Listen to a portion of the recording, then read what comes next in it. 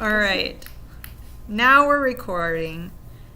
Now we're back to kudos. All right. So, like I said, nice centerpiece package from Gary. Story and the little sidebar in the shaded box. So, very nice work.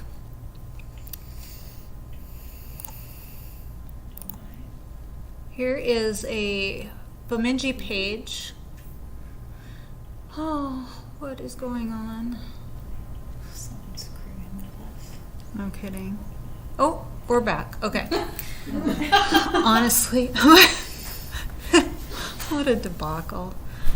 Every time and then, okay, so I was setting up my laptop down here to make sure everything worked fine, and then I got back upstairs and I tried to plug it back into the dock, and it wouldn't come back up on the screen. So I tried redocking it again and again, and by that time Aaron Vasika, the tech guy, had wandered over and was talking with me about something else, and then it brought up this blue screen saying that there were errors detected, and he's like, what's going on there? And figured out that I needed a bunch of hardware updates because it's never been updated since I got this laptop a year ago. Like, I've done it gives me Windows updates but not hardware updates. And then he's like, I think your dock needs an update. And so he spent like an hour or two on it. And it was updating during meetings, so I didn't even know if this meeting could be held because I needed this laptop to run the meeting. It's ridiculous, people. Struggle could I be know. real. I know. These are the things that I'm trying to deal with and actually do a job to, I guess. And clearly I'm really successful at it.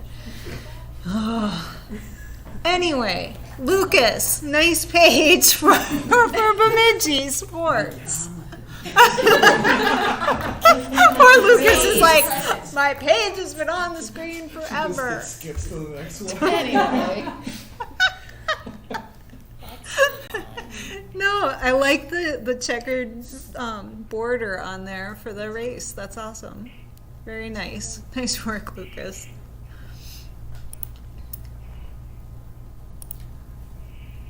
All right. And this is one from Brandon for Mitchell.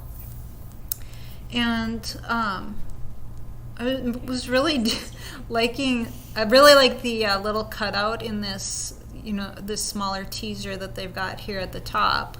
But then also just the centerpiece package here and the different weights in his headline. So just a lot of good stuff here, Brandon. Nice work. Let's see. This one is another Mitchell page, and this is one of Angie's. And this one's luckily back from April with the snow on the ground. Angie had told me, because I thought I had an old page last week, and Angie said, no, I just save my favorite ones and then submit them, the next one on the list. I said, so that's why we've got some older pages of hers. So,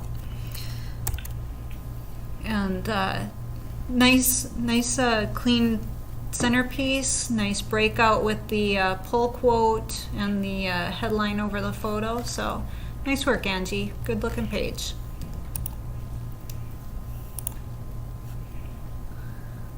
This is a fun one from Roberta for Purim.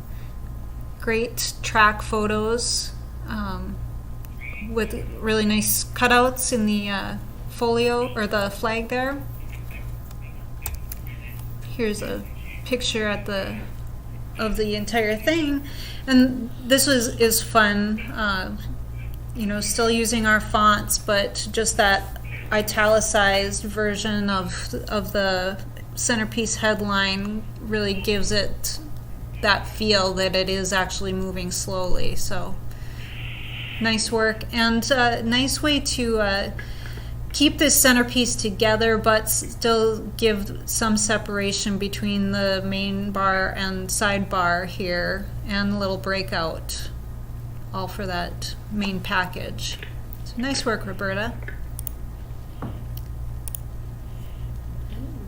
Here's one, nice colors.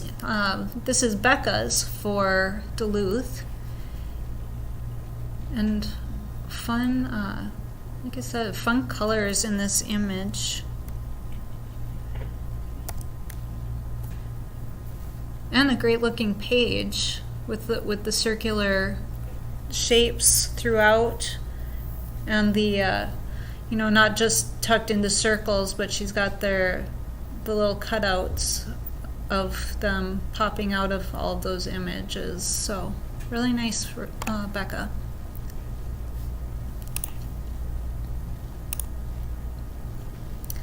This is one of Marcy's. This is actually for Sunday's Grand Forks Herald.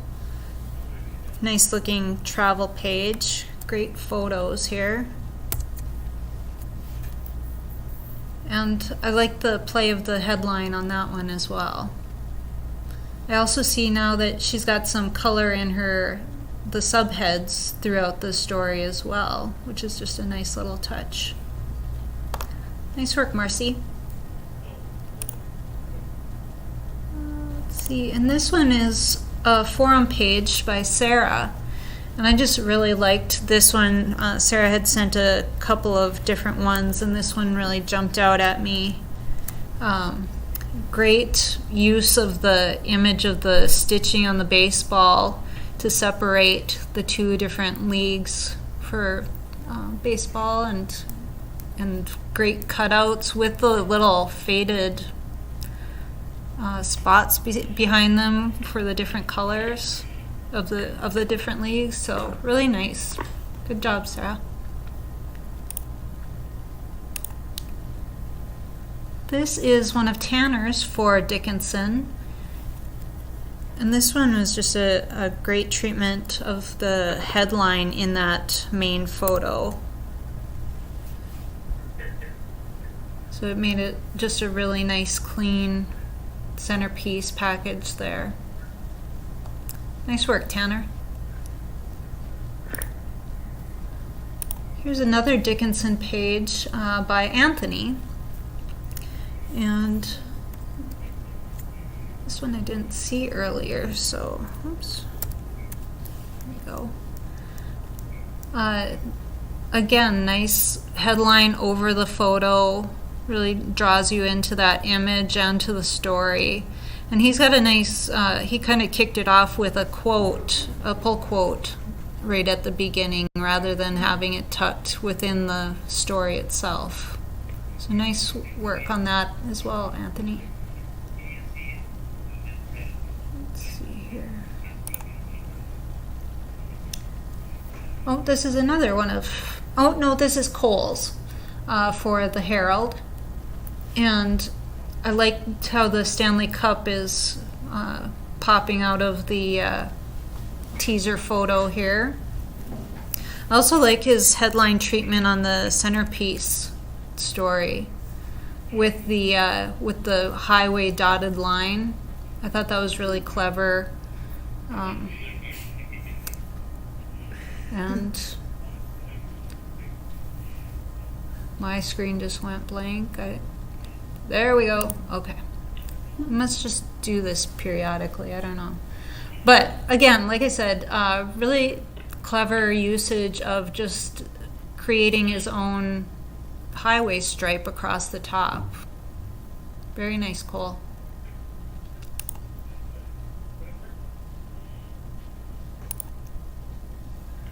This is one from Dave Nevinen, and he submitted this one particularly because he got to write the headline for this one. It's one of Brainerd's. It's just a page 2 standalone photo, but it's of a snapping turtle. So he's got a snapshot. So Clever. very clever. Nice work, Nev. This is, let's see, one of Lauren's, and this is for Pierce County. That's a lot of purple. And it's not even a Vikings page. Panthers. Nice tie-in of the purple of the team color into the headline and the drop cap. Nice work, Lauren. What paper was that? Pierce County. Oh. Yep, that's one of the little River Towns papers. This one's Dickinson Page by Jackie. Great photo there. And nice usage of it. Like how it's fading off and you've got the cloud of dust from the kids sliding into the base. Really, those play together really well. Nice work, Jackie.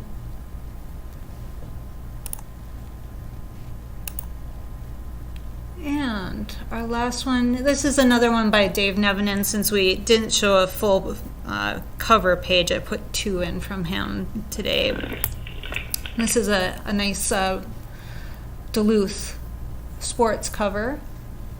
Great photo, and just a nice package with the little breakout boxes here in the centerpiece and in that down page story as well. So nice work, Dave. All right, so Roberta, I don't think we had a tutorial today, do we? I completely forgot to ask. I do have one. Oh, you do? Okay. No, it's okay. It will be very short though, because Okay. my phone is dying. Oh, It would have been short anyway. okay.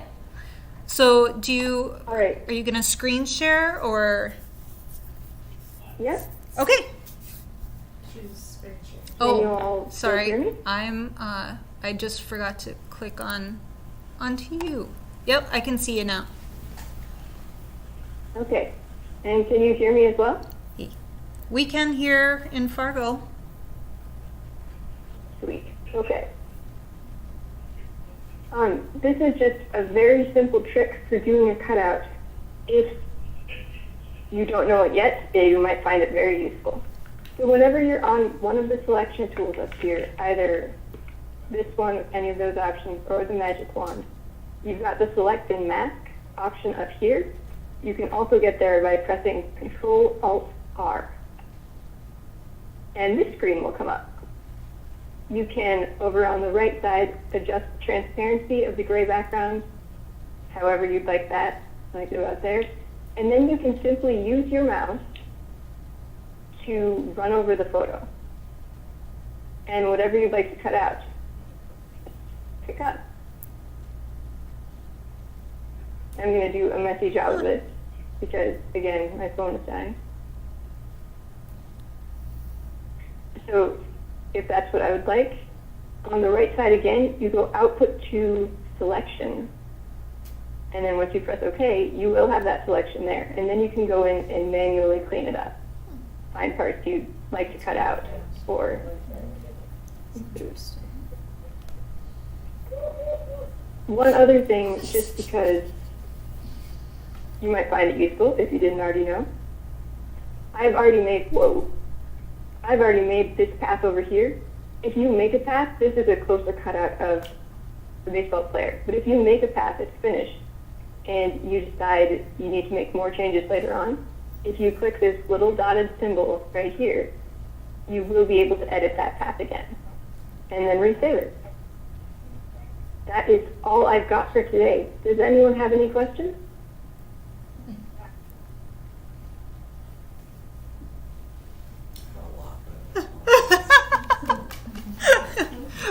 Roberta, Mark says, I have a lot, but I don't even know what to ask. No, those are good little tips. I dig this, the mask, using the mask as the, and transparency for the cutout. I think that might be worth a try. Thank you. All right, so, other things that I just wanted to chat with you guys all about are we've had a couple of instances with drop heads that editors have mentioned. Just a reminder, and this goes for all headlines, honestly. I think we're at a point, where I feel like for the last year or two, we've just kind of been flying by the seat of our pants a lot of the time, and so I think we're finally at a point where things have been settling in for the past year, and so it's time now for us to clean some things up, and one of those items is our headlines, and especially the spacing on our headlines. When you've got multiple decks or multiple lines of a headline, try and work at those or get the editor to give you a hand on rewording those headlines, so that the decks on them will even out better. Sometimes we see headlines that have like one line that's got like 12 characters, and then the next one might have a word that's only 3 or 4 or 5, and so you've got that goofy gap of space on that next line. And so try and work, see if there's a way that you might be able to reword a headline, or maybe it's just making it a little bit smaller or larger so that those words bump either, tighten up onto fewer lines, or that a word might bump down to the next line or something like that. See if you can get those decks of those headlines to even out a little bit. It's just something that really cleans up a page quite a bit, and it really does make it's one of those little things that make a big difference on a page. Also with that, remember that our style for the hub is that, especially on drop heads, the lines of a drop head should be no more than 4 decks deep. I've occasionally pushed it to 6 when I'm really, or to 5 when I'm really desperate, but really try to keep it to 4 decks or fewer. Once you get longer than that, it makes it more hard to read. It's often not very nice looking, so try and keep those tighter. Again, make it smaller, or see if you can reword it, or the editor can help you reword it so that it's not so many lines on those headlines. And I know that's sometimes a challenge, especially when you're writing 1-column headlines, but I think especially with 1-column headlines, when you've got several decks of the main head and then you've got 4 or 5 decks of the drop head, it just looks like sometimes you have more headline than you do story, it feels like, on the page, so it looks kind of goofy. So also, I've been seeing, well, it's not a big problem that I've been seeing, but it's just something that I'd like to mention with mug shots. When you're cropping your mug shots, be sure to bring those in fairly tight. Usually I bring them in so that they're just about to the people's ears on a mug shot, so that their face is filling pretty much the entire frame of the mug. Sometimes I see where you can see neck and shoulders and stuff, and so and the big thing is that I see a lot of inconsistency in sizes of faces in mugshots. I know that we've all got the same mugshot box, so those are all the same size, but then the faces within those boxes are sometimes kind of all over the place, sometimes even on the same page. So don't worry about cutting somebody's hair off a little bit. And sometimes if somebody has a longer face, I might even trim a little bit of the top of their head just to get their face a little bit more centered in that box. But crop them fairly tight so that you're seeing their face. Don't cut off the whole top of their head so you don't see any of their forehead or anything like that. But sometimes, like I said, sometimes they're pretty small, the face image. So try and keep them fairly consistent. Again, I'm going to ask you all to make sure that you're getting the art for your pages from the editors, And if those editors are asking you to pull your own art, please let me or one of the other hub managers know. The other night we had an instance where someone pulled a photo from one of the wire services to use on a page, but it wasn't a wire service that newspaper pays for. So there's a very good chance that we may be hit with a copyright violation. And so it's something that, again, like we talked about a few weeks ago with stock art and those types of things, please, and I know that some of you who are not, especially for those of you who are doing papers that you're sitting in the building for, I think it often falls to us that the newsrooms that we're sitting in will often ask us things that we don't allow from the newsrooms that we're working for remotely. Because those editors will come over, right to our desks and say, well, you can just grab that photo, can't you? Or could you just make up that graphic for me that, that I didn't ask anybody else to do earlier and should have? So I know that those requests are coming in to you guys and we don't hear about them. Please let us know if that stuff is happening so that we can address it with the editors.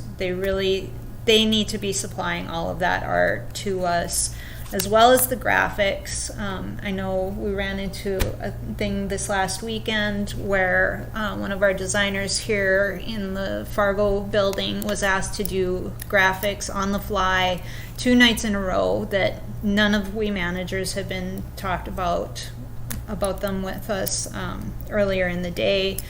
And it's, these weren't breaking stories. I have no problem with us making every attempt to accommodate things for breaking stories when it's actual late breaking news, but when it's just a newsroom not planning things out well enough, it's not fair to anybody to be piling on extra work for you designers. So it's something that I'm working at with a lot of different editors. I'm sending out notes every week about this kind of stuff, and it's hard because it's not like we managers or even Devlin has control that we can tell editors exactly what they can and can't do, because that's not how it works. But I'm going to keep working at trying to build relationships with the editors, with the newsrooms, so that we're all following the same rules, so that when somebody is jumping into pages that they haven't done before, that it shouldn't be a problem, that we're following the same rules. So again, please let us know if those things are popping up, because I suspect that it's happening more than we managers know, and if we don't know about it, we can't try and fix it. So keep us posted. Also, I've been working on the 4th of July deadlines, gathering all of those up from the editors at all of the newspapers. 4th of July falls on a Wednesday this year, and because of that, about half of our Tuesday deadlines are going to be moved up to Monday. So like all of the Rivertowns group papers are going to move 24 hours earlier. So that's, like I said, about half of our deadlines for that Tuesday are moving to Monday. The good thing is that a lot of those Rivertowns papers are going to change from 2 sections to 1 section, and I believe their press is set so that they can only print 16 pages in a section. So that's going to cut down significantly on the number of pages that we need to do. They have also said that they'll be starting to move a lot of the content Friday and maybe even Thursday. They're requesting that their pages will be dummied and put into page track the Thursday prior for a few of those papers. So hopefully it will not be awful. honestly, like I was telling the managers in our phone call earlier this afternoon, I always absolutely dread holidays because it's such a mad rush to get all those pages done. But the great thing is the editors don't want to be around either. They're trying to get out for their own holidays, and they don't want to be around on weekends and stuff. So they do a really good job of pushing the content through for the holidays. So when we've got all of our stuff ready for us, we can really crank out the pages. It's when we have to wait on things that it really kills us. So it always ends up that we do much better for our holiday prep than I ever think it's going to be. So I think we'll probably be fine.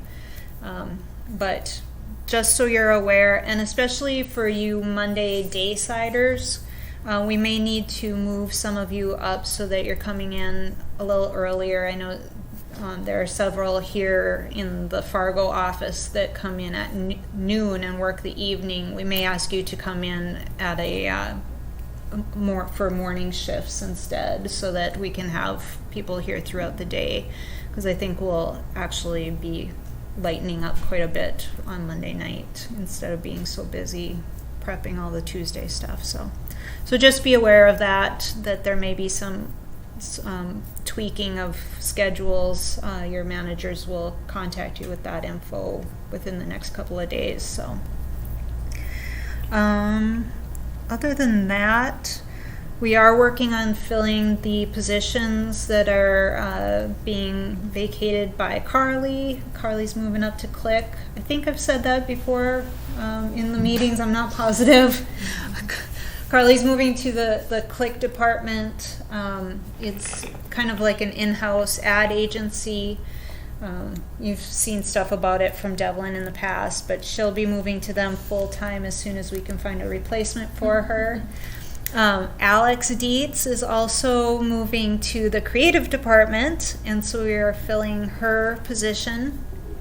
And I've actually made 2 job offers to candidates. One has accepted. His name is Wayne Elfman.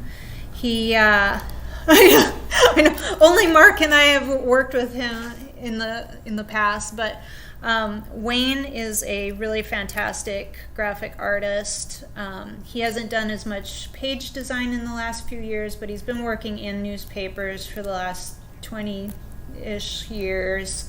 He and I worked together in Grand Forks when he was actually fresh out of high school. It was my first job in Grand Forks, and he was in college and amazing even then. So I'm very excited. And then he also worked for the Forum for a couple of years too. So I'm super excited to get him back here. He's coming back from Virginia, where he's been for about 12 years, and he's ready to come back to the Midwest, and I'm just super excited to have snatched him up. And then, like I said, I've got an offer into someone else for our other position. And then, of course, you guys all saw the job posting that Devlin sent out, or HR sent out, for the internal posting for the technical coordinator for the IMOP department. And that's a position that will report directly to Devlin. It will work with all 4 of our IMOP departments and really help kind of bridge some of the gaps between each of the teams and IS, and helping on some of the projects and some of the more technical things that aren't as easy to just do on a day-to-day basis for we managers. So I think that's going to be a super helpful position to have filled. I suspect it will morph a lot as it's filled, because it's a brand new position. So I think that person will do a lot of really helpful, useful things for all of the IMOP teams. So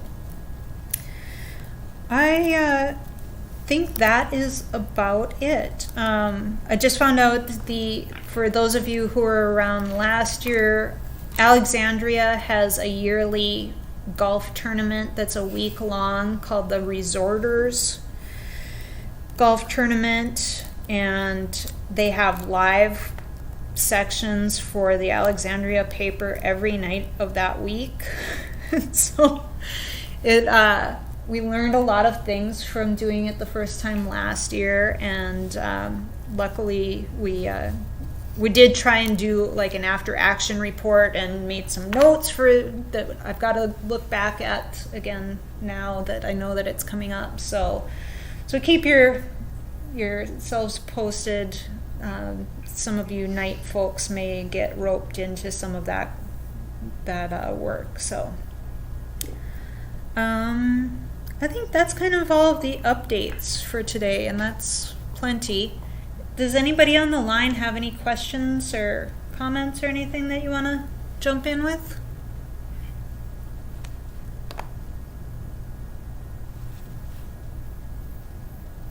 All right, I'm not seeing any chats popping up, and I'm not hearing anything on the phone, so I think we can wrap this up. So have a good rest of your afternoon and evenings, guys. Thank you all.